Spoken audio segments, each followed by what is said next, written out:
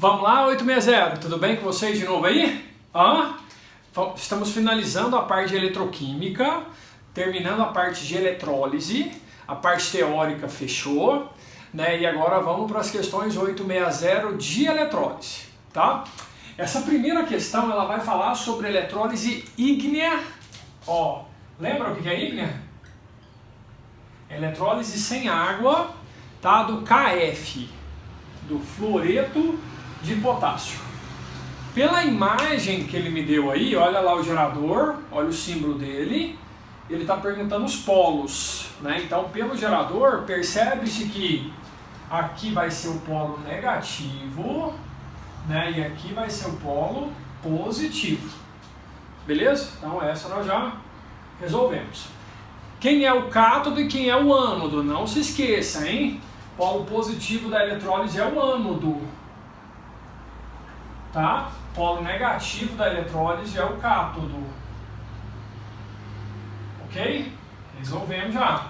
Sentido dos elétrons. Os elétrons vai sempre de onde está oxidando para onde está reduzindo. Você lembra que o ânodo é sempre a espécie que oxida e o cátodo é sempre a espécie que reduz.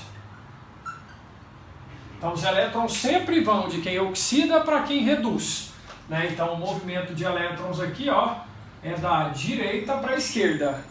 Beleza? Finalizamos mais um aqui. Movimento dos íons. Vamos lá, gente. O que tem ali dentro? Você tem aqui cátion, potássio, e o ânion, fluoreto. Não é? Potássio e fluoreto. O cátion vai para o cátodo, ou seja, vai para a esquerda, né? E o ânion vai para o ânodo, ou seja, vai para a direita. Então esse é o movimento, esse é o sentido dos íons. Agora, realmente o que está acontecendo ali, vamos investigar? O potássio, ele vai receber elétron, certo? Ele vai receber aí um elétron, né? Se quiser colocar assim, E aí ele vai se depositar, ele vai neutralizar. Lembra que na eletrólise os íons serão descarregados, certo? Isso aqui é o que está acontecendo onde? Vamos lá, o cátion reduz no cátodo. Essa é a semi-reação catódica, né? Enquanto que o flúor, ele vai oxidar lá no ânodo. Só que o problema é que o flúor, quando ele é neutro, ele é diatômico. O flúor, quando ele é neutro, ele é diatômico. Então você vai ter que balancear isso aqui. Como tem dois flúor, você coloca dois aqui, Né? A variação foi só de um elétron, só que como são dois flúors, dois elétrons. Essa é a semi-reação anódica, que acontece no ânodo, certo? Beleza? Então finalizou aqui, Se ele pede para você montar uma equação soma, uma equação global, você vai multiplicar a primeira equação por 2, né, para você conseguir cortar os elétrons, e com isso você chega, né, na seguinte equação: o potássio mais com o 2-fluoreto, né, gerando aqui o K. Lembra, na eletrólise ígnea é muito comum formar um A, 2A e alumínio, né? E ainda aqui você forma o flúor. Tudo bem? Fechou? Ótima questão para você treinar. Melhor que essa é só essa, tá, gente? Essa também é espetacular porque eletrólise aquosa, e aqui eu quero fazer um treino rápido com você, né? Porque se a gente fosse montar toda a eletrólise aquosa, lembra que você pega a primeira substância, dissocia ela, depois pega a água, faz a autoionização, depois pega o cátion, reduz no cátodo, depois pega o ânion, oxida no ânodo e monta global. Isso aí vai dar um trabalhão. Mas geralmente as questões de primeira fase quer saber só o que vai formar. Beleza? Então se você ainda não tem muito hábito com aquela tabela, pega a tabela aí agora, aquela tabela de descarga, que nós já utilizamos ela em aulas anteriores. Já foi muito bem treinado isso, e vem para cá. Eu quero saber o produto principal formado no cátodo e o produto principal formado no ânodo. Esse jogo rápido, tá? Vamos treinar isso? Qualquer coisa você vai apertar stop aí para você ir acompanhando, tá? Olha só, KCl, lembra sempre que é uma eletrólise aquosa, né? Então, aquela competição com os íons da água, ela vai existir sempre, certo? Você lembra que entre o K e o H ele ganha a competição, ou seja, é ele que vai reduzir. Então aqui vai formar hidrogênio no cátodo. Agora entre o cloro e o OH-, o cloro ganha a competição. Você vai formar cloro no ânodo. Então são esses os dois produtos principais formados.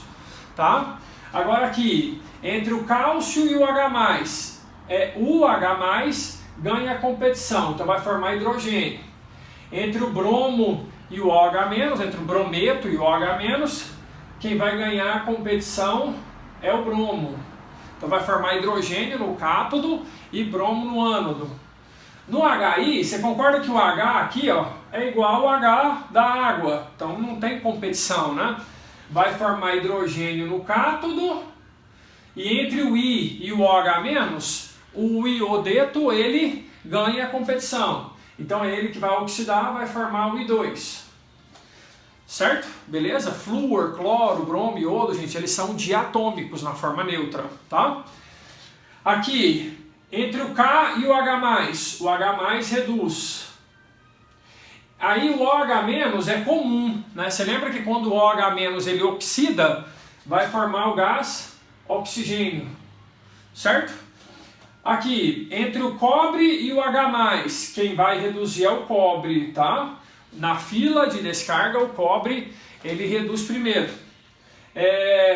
Agora, entre o ânion oxigenado e o OH-, é o OH- que oxida, então vai formar o gás oxigênio. Você entende que o ideal é você primeiro tentar montar isso aqui sozinho ou sozinha e depois olhar no gabarito aqui, ó. Aqui, cloreto de cromo 3. Entre o cromo e o H+, é o H+, que vai reduzir primeiro. Entre o cloro e o OH-, é o cloro que oxida primeiro. Vai formar hidrogênio no cátodo e o cloro no ânodo. Aqui, entre a prata e o H+, é a prata que reduz na frente do hidrogênio, né? Entre o nitrato e o OH-, é o OH- que oxida, vai formar o gás oxigênio. Por último, entre o lítio e o H+, quem vai reduzir é o H+. Entre o sulfato e o OH-, quem vai oxidar é o OH-. Então aqui foi a eletrólise totalmente da água, né? O sal aqui é só um meio condutor. Entendeu? Gabaritou tudo? Você acertou quantas? Deixe seu comentário aqui embaixo, tá? Vamos para a questão 3. Na 3, gente, é o seguinte: processo de galvanização com zinco. Então, ó, eu tenho aqui a superfície do ferro, eu tenho o ferro ali que deve ser protegido, lembra? Proteção metálica. Nesse contexto, eu quero protegê-lo com zinco, entendeu? Então, eu quero aplicar aqui, ó, uma película de zinco aqui, ó. Certo? Tá. Para isso acontecer, você não vai esquecer de esse zinco. Ele fazia parte, num primeiro momento, de uma solução. Você está lembrando disso? Olha lá, ó, a gente tinha lá uma cuba eletrolítica, não é? E aí é que o ferro, ele fazia, ó, você tinha aqui o objeto, né, um objeto de ferro, beleza? E aí você tinha aqui, ó, um eletrodo, ó, de quê?